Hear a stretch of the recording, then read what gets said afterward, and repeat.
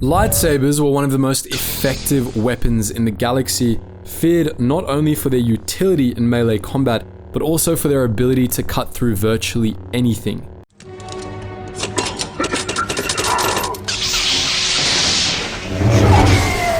Very few materials were able to withstand a lightsaber strike, and those that could were typically rare and priceless.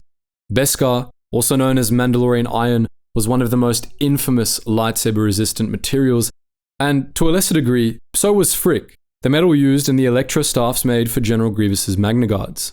But the most sought-after lightsaber-resistant material was Cortosis, an exotic metal that, in its purest form, could actually short out lightsabers on contact. In this video, we'll be taking a detailed look at this strange material and the history of its use.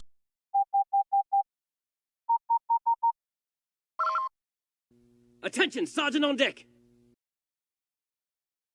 Cortosis was found in the crusts of a number of planets spread across the galaxy. It was a fibrous metal, typically black in color, and its properties varied depending on its composition. Some strains of Cortosis were incredibly dense and durable, while others were brittle and highly malleable. Cortosis would be used in a pure form or alloyed with other metals, but no matter what state it was in, Cortosis was renowned for its extremely high conductivity.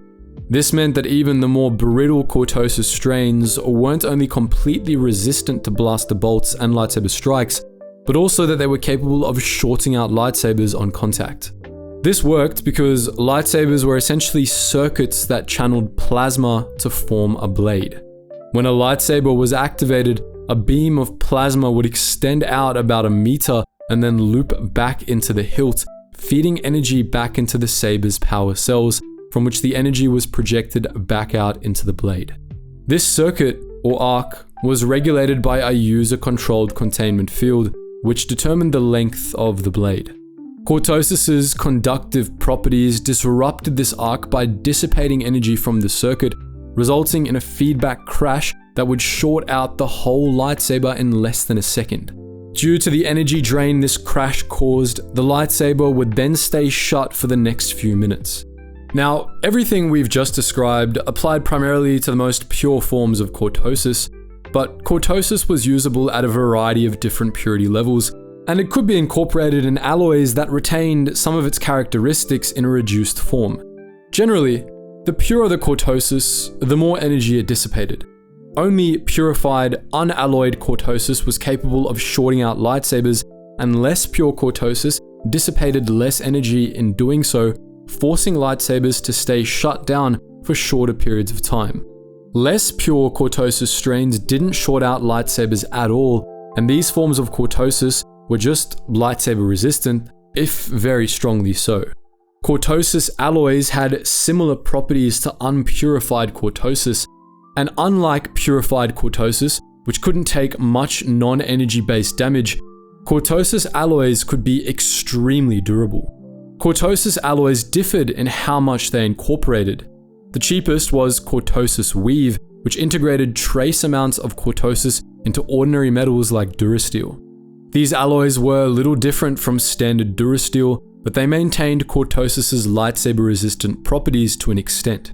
During the old Sith Wars, Cortosis Weave swords were fairly common, especially among those who might come into contact with lightsaber-wielding foes. Even Cortosis Weave was expensive, however, while the most purified forms of Cortosis were beyond price. Part of the reason was because Cortosis was rare. It could be found on a number of planets across the galaxy, from Duro and Apatros to Baldemnik and Obridon, but it was usually found in small, scattered loads. These loads were often located near pockets of lethane gas, which was highly explosive if ignited, posing serious hazards for Cortosis miners. However, what made Cortosis truly expensive was how much of a pain in the ass it was to mine and process.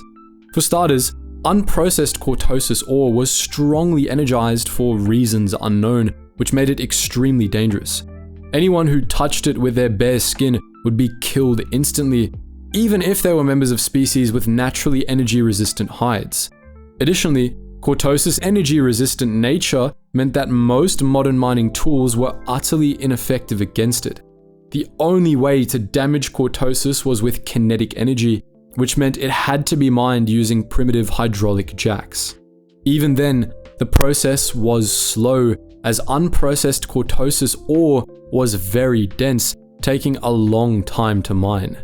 The heads on the jacks wore out quickly, and the pistons and other moving parts of mining equipment were regularly clogged by the thick clouds of Cortosis dust produced by the mining process.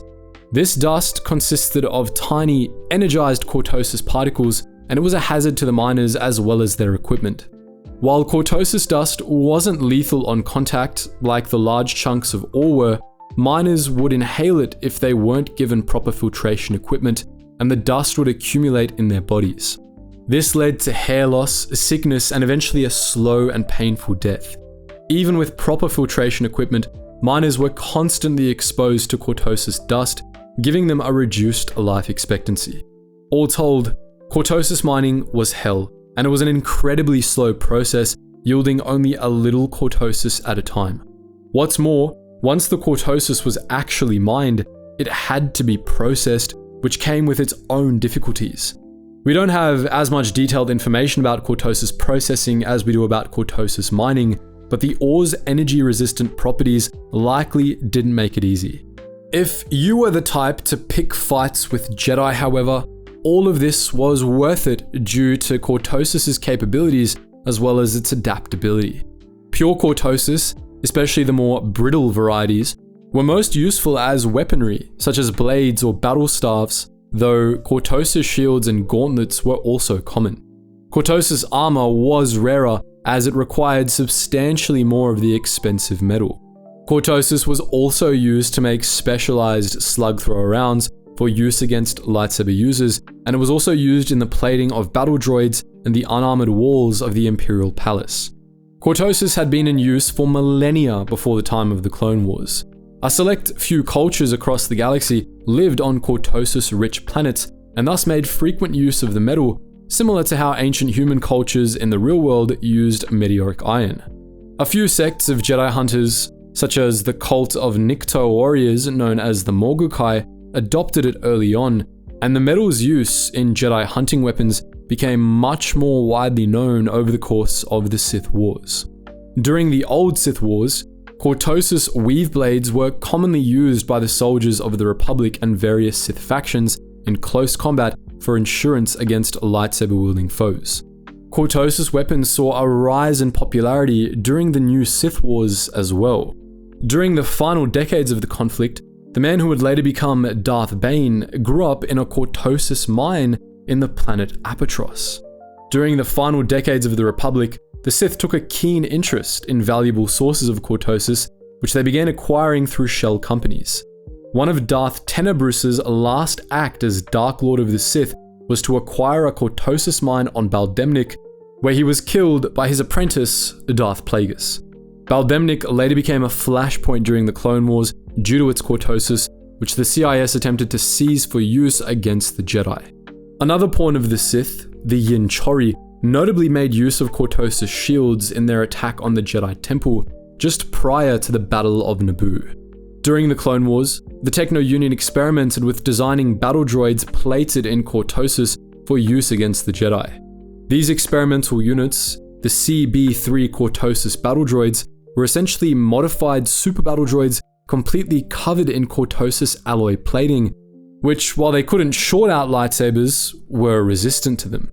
These droids were produced in small numbers at a factory on Medalorn, and they were deployed in a lightning raid against the Jedi Temple itself early in the war.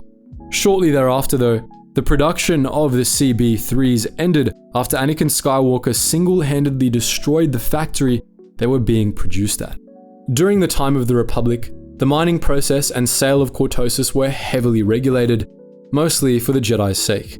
After the rise of the Empire, these regulations didn't change much, and the Empire actually took them a step further by nationalizing most sources of Cortosis. This, of course, wasn't to protect the surviving Jedi, but because the Empire wanted to use Cortosis itself.